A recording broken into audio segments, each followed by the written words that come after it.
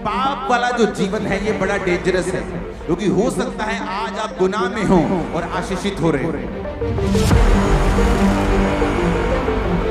ये संसार की आशीषें ये सबूत नहीं है कि परमेश्वर आपसे खुश है, केवल ये वचन एक स्टैंडर्ड है जो आपको बताता है कि प्रभु आपसे खुश हैं या नहीं। अगर आप पवित्रताई में हैं, आपका फल आपकी पीढ़ी के बाद पीढ़ी के बाद पीढ़ी के बाद पीढ़ी के बाद पीढ़ी खाएगी।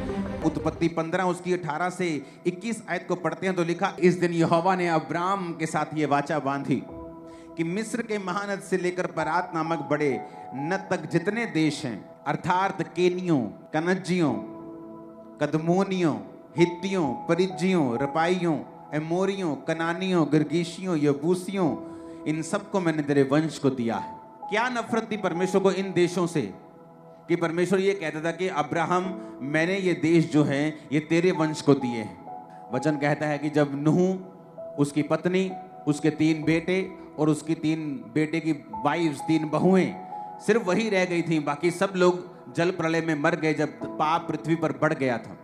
और वचन कहता है 1 साल के तकरीबन वो नूह की जो किश्ती थी वो उस किश्ती के अंदर रहे। जब वो 1 साल उस किश्ती में रहे और किश्ती से जब बाहर आए तो सिर्फ 8 जन इस पृथ्वी के ऊपर थे।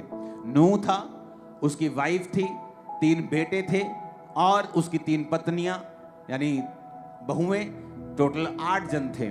और वचन कहता है कि नूह के एक बेटे ने नूह को नंगा देखा, क्योंकि नूह शराब पी के जब मदहोश हुआ तो उसको नंगा देखा।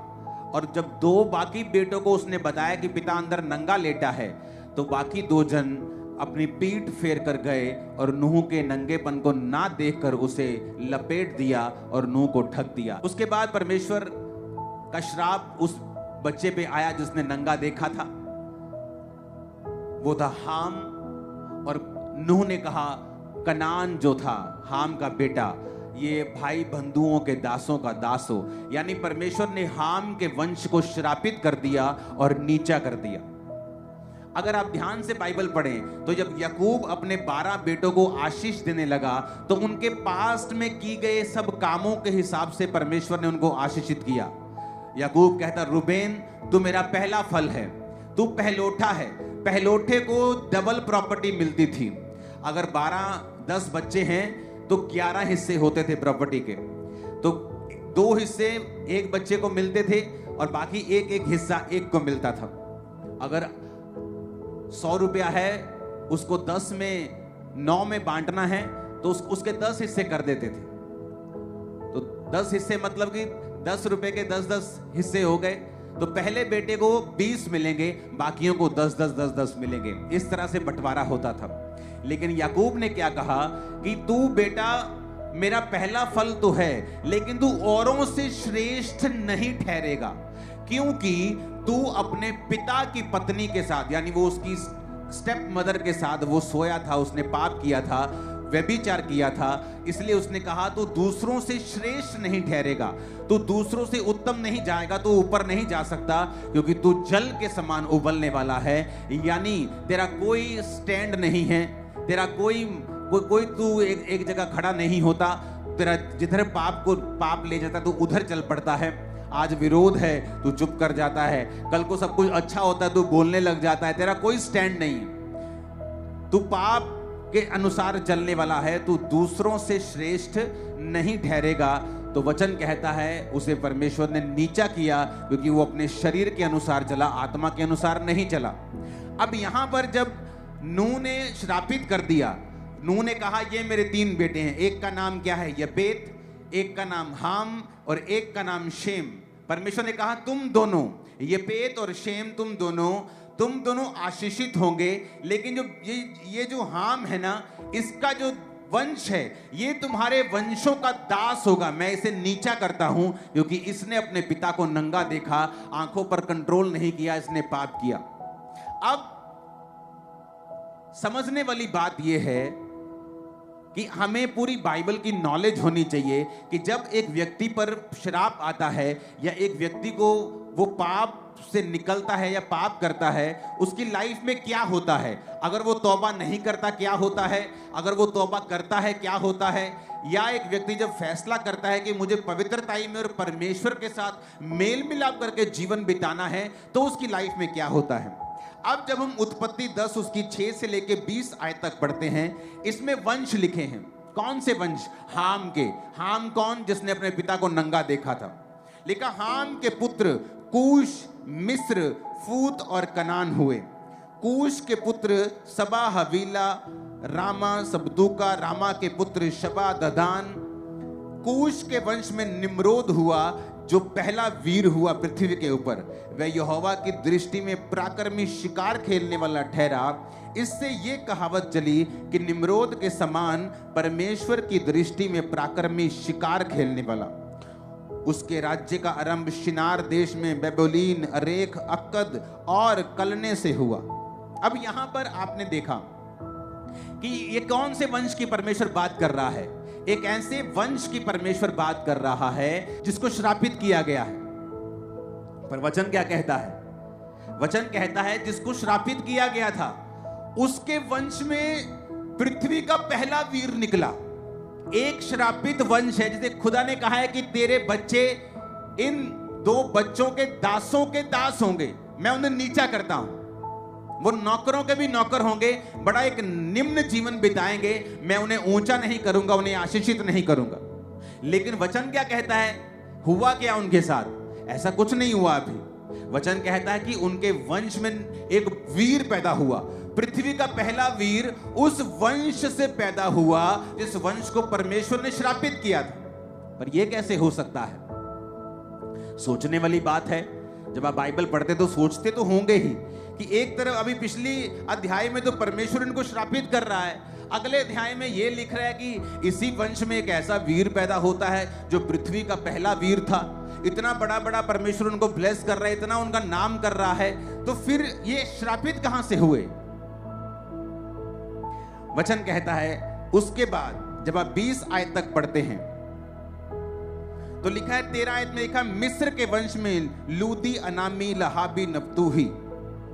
15 आयत में लिखा कनान के वंश में सिदोन, हित, यबूसी, एमोरी, गिरगाशी, हिक्की, सीनी, हिव्वी, अवर्दी, समारी, हमाती।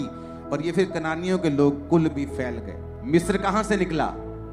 इसी श्रापित वंश में से। ये किन किन राजाओं, किन जातियों के नाम लिखे हैं? यबूसी, एमोरी, गिरगाशी, ये उन्हीं जातियों के नाम लिखे हैं जिन्हें परमेश्वर ने अब्राहम को कहा था कि मैं ये सब जातियां और इनके देश तेरे वंश को दे दूंगा। यानी कि परमेश्वर इनके पाप को भूला नहीं, क्योंकि उन्होंने परमेश्वर में तौबा नहीं की। अगर की होती तो परमेश्वर अब्राहम को कभी ना कहता कि मैं जो ये वंश पाप और श्राप के अधीन है, मैं इसको तेरे वंश को दे दूंगा। कई बार आप नोटिस करते हैं और शैतान इस बात का फायदा उठाता है जब आप किसी पापी को देखते हैं कि वो बढ़ रहा है। आपको लगता है अच्छा ये तो बढ़ रहा है, पहला पृथ्वी का वीर हाम के वंश में पैदा होता है। और लिखा पहला पृथ्वी का वीर उस वंश से पैदा होता है जो वंश परमेश्वर ने श्रापित किया है। कई बार आप जब अन्य जाति लोगों को देखते हैं, आप जब और लोगों को देखते हैं, आप जब ऐसे पास्टर प्रॉफिट्स को देखते हैं जो पाप कर रहे हैं लेकिन वो बढ़ रहे हैं, परमेश्वर कहता है चिंता मत करो। और किसी की बढ़ोतरी से ये अंदाजा मत लगाओ कि मैं उनके साथ हूं। यहां पर एक ऐसा वंश जो प्रभु से श्रापित हो चुका है, लेकिन उसके वंश में अभी वीर पैदा हो रहे हैं। पृथ्वी का पहला वीर उसने पैदा कर दिया, लेकिन एंड में क्या हुआ? वो सारे वंश अब्राहम के वंश को दे दिए गए और उन सबों ने इजरायली लोगों की, यानी उस वंश की जिसे परमेश्वर ने ब्लेस किया था, उनकी गुलामी की। आज कई बार एक धर्मी जब पापी को देखता है, एक क्रिश्चियन को देखता है कि वो नशे बेचकर ब्लेस हो रहे, नशे बेचकर वो गाड़ियां ले रहे, मकान ले रहे, वो पाप करके आगे बढ़ रहे, उसे लगता है कोई फायदा नहीं है पवित्रताई में जीने का। ये देखो ये भी तो है ही है, कौन सा परमेश्वर ने इसके सिर पे डंडा मार दिया है? ये भी तो है, ये पास्टर पाप में, व्यभिचार में 5-5 पत्नियां रखी हैं इसने, कौन सा इस पे डंडा बज गया? लेकिन मेरी बात को याद रखना, अगर आप पवित्रताई में हैं, आपका फल आपकी पीढ़ी के बाद पीढ़ी के बाद पीढ़ी के बाद पीढ़ी के बाद पीढ़ी खाएगी। और अगर आप पाप में हैं, वचन कहता है तू बहुत सा धन, बहुत सी चीजें संचय करेगा, उन्हें इकट्ठा करेगा, लेकिन उन्हें तू दूसरों के लिए, दूसरे उस पर कब्जा कर लेंगे, दूसरे उसका फल भोगेंगे और मैं तुझे उसका फल भोगने नहीं दूंगा। परमेश्वर इकट्ठा करने पे देखो रोक नहीं लगा रहा। जब वो इकट्ठा कर रहा है और कामयाब हो रहा है, परमेश्वर उसको रोक नहीं रहा, क्योंकि परमेश्वर एक एग्जाम्पल बनाना चाहता है कि तुमने इकट्ठा कर लिया, तुम्हारे पास बहुत कुछ हो गया, पाप से तुमने बड़ा कुछ कर लिया, लेकिन एंड में तुम्हारी एग्जाम्पल यही दी जाएगी कि देखो वो व्यक्ति किस तरह से काम करता था और परमेश्वर ने किस तरह से उसे औंधे मुंह गिराया है। बहुत से क्रिश्चियन मैंने देखे हैं व्यभिचार में, पास्टर्स देखे हैं व्यभिचार में, आज से 5 साल पहले, 7 साल पहले, 8 साल पहले, और उनको ग्रो होते हुए देखा है। लेकिन जो झटका आता है वो संभल नहीं पाते हैं। जब शैतान अटैक करता है और जब परमेश्वर अपने हाथ को उठा लेता है, वो सहन नहीं कर पाते हैं, उबर नहीं पाते हैं, उसके बाद कभी भी सेम नहीं रहते जैसे वो थे।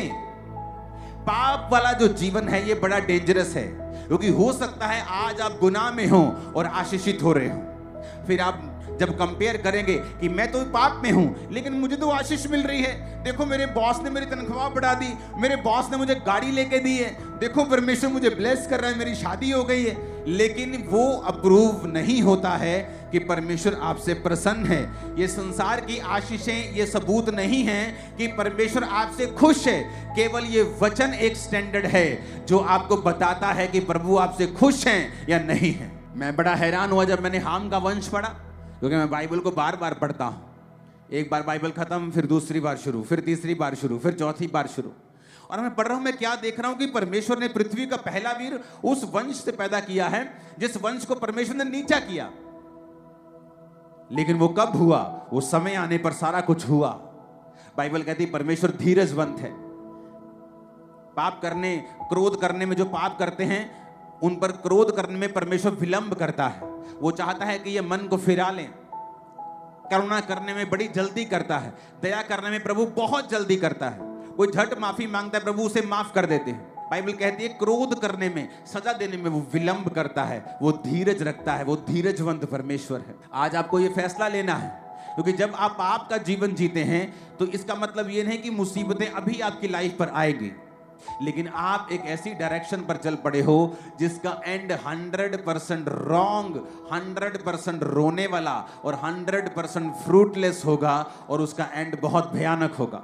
लेकिन आज जो लोग पवित्रताई में जीवन जी रहे हैं उन्हें लगता है कि पवित्रताई में जीने का क्या फायदा है, पवित्रताई में जीने का कोई फायदा नहीं। लेकिन जब साल बीतते जाते हैं, महीने बीतते जाते हैं और जो रिजल्ट फिर आपकी लाइफ में आता है, मैं आपको बोल रहा हूं, जितने दिन यहां बैठे हैं आपके वंश, आपकी पीढ़ी दर पीढ़ी आपके पवित्रताई के सामर्थ्य को देखेगी और एक बड़ा रिजल्ट उनकी जिंदगी में होगा। आमीन। मेरे को ऊंचे वाला और खतरनाक वाला चाहिए चर्च। परमेश्वर के गहरे वेदों को परमेश्वर के दास के द्वारा जानने के लिए और ऐसी और नई वीडियोस को देखने के लिए हमारे YouTube चैनल को सब्सक्राइब करें और साथ में बेल आइकन को प्रेस करें, ताकि ऐसी और नई वीडियोस की नोटिफिकेशन सबसे पहले आप तक पहुंच सके। जुड़े रहें परमेश्वर की हजूरी के साथ। God bless you.